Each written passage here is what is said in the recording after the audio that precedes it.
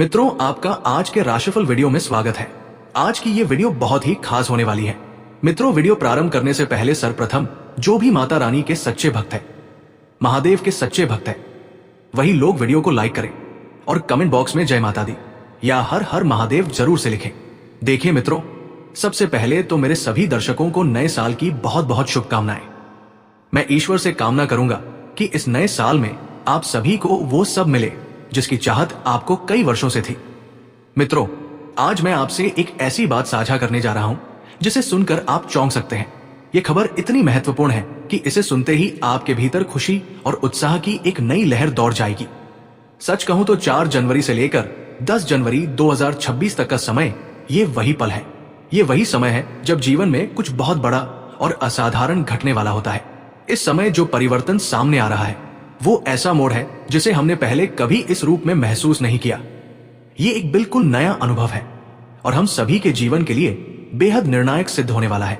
हो सकता है कि कुछ लोगों को यह बात सुनकर विश्वास ना हो, लेकिन यही सत्य है जो अब प्रकट होने वाला है। ये वो घटना है जो हमारे जीवन की दिशा को बदल सकती है। जब आप इसके बारे में जानेंगे तो आपके भीतर एक चमत्कारी बदलाव महसूस होगा। ये परिवर्तन इतनी गहराई लिए हुए हैं कि इसके बाद आपको अपनी स्थिति, अपने विचार और अपने कर्मों के प्रति पहले से कहीं अधिक सजग होना पड़ेगा। आज का दिन उन आशीर्वादों और परिवर्तनों का संकेत दे रहा है जिनकी हमने कभी कल्पना तक नहीं की थी। अब आपके मन में यह प्रश्न उठ रहा होगा कि आखिर ये बदलाव क्यों हो रहा है। इसे समझने के लिए सबसे पहले अपने मन से डर और घबराहट को दूर करना होगा। ये वही समय है जिसका हम लंबे समय से इंतजार कर रहे थे। भगवान का जो आशीर्वाद अब तक अदृश्य था वो अब स्पष्ट रूप से हमारे सामने आने वाला है। जो कुछ भी आप अपने मन में सोच रहे थे, जिन सपनों को आपने संजोग कर रखा था, वे अब धीरे धीरे साकार होने की ओर बढ़ेंगे। ये परिवर्तन आपके जीवन को भीतर से बदलने वाला है। लेकिन ध्यान रखिए, यदि कोई व्यक्ति घमंड या अहंकार में आकर इस संदेश को नजरअंदाज करता है तो आने वाली परेशानियों के लिए वो स्वयं जिम्मेदार होगा। इस समय ऐसा अद्भुत परिवर्तन घट रहा है जिसे समझना और स्वीकार करना बेहद आवश्यक है।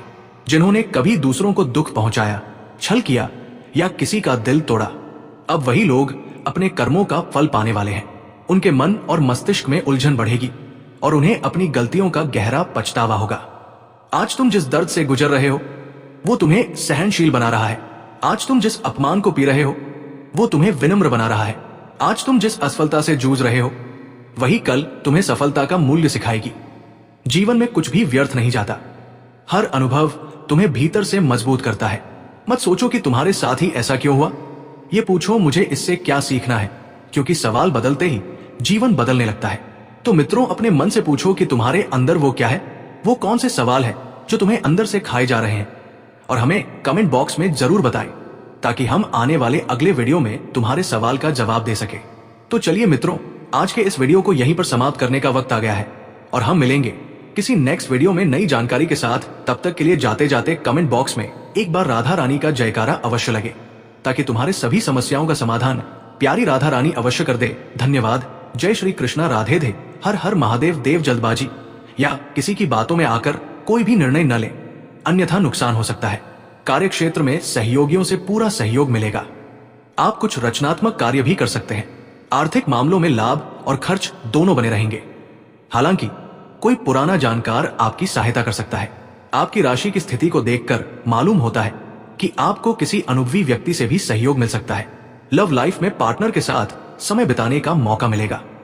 आपको दिन की शुरुआत में संयम के साथ फैसले लेने होंगे। जल्दबाजी या किसी की बातों में आकर कोई भी निवेश न करें, अन्यथा नुकसान होने के संकेत है। हालांकि कार्यक्षेत्र में सहकर्मियों का सहयोग मिलेगा। आप रचनात्मक कार्यों में भी रुचि दिखा सकते हैं। आर्थिक मामलों में लाभ के साथ ही खर्च भी बने रहेंगे। शिक्षा के क्षेत्र में विद्यार्थी अच्छा प्रदर्शन करेंगे। आज का दिन आपके लिए भाग्य के दृष्टिकोण से अच्छा रहने वाला है और आपको किसी नई प्रॉपर्टी की प्राप्ति होगी और आप किसी निवेश को करने की भी सोचेंगे, लेकिन आप उसमें कोई बड़ा जोखिम लेने से बचें। बिजनेस में कुछ उतार चढ़ाव आपको टेंशन दे रहे थे तो वो भी दूर होंगे और आपकी कोई मन की इच्छा पूरी हो सकती है। धार्मिक कामों में आपकी काफी रुचि रहेगी और आपको कुछ अनुभवी व्यक्तियों से मिलने का मौका मिलेगा। इसलिए इस समय को समझिए और मन से स्वीकार कीजिए। यह शुभ समय आपके जीवन में प्रवेश कर चुका है और अब आपको अपने जीवन को एक नई दृष्टि से देखना होगा। भागवत गीता भी यही सिखाती है कि जो लोग अच्छाई के मार्ग पर चलते हैं वे अपनी अच्छाई का दिखावा नहीं करते। उनका सच समय के साथ स्वयं प्रकट हो जाता है।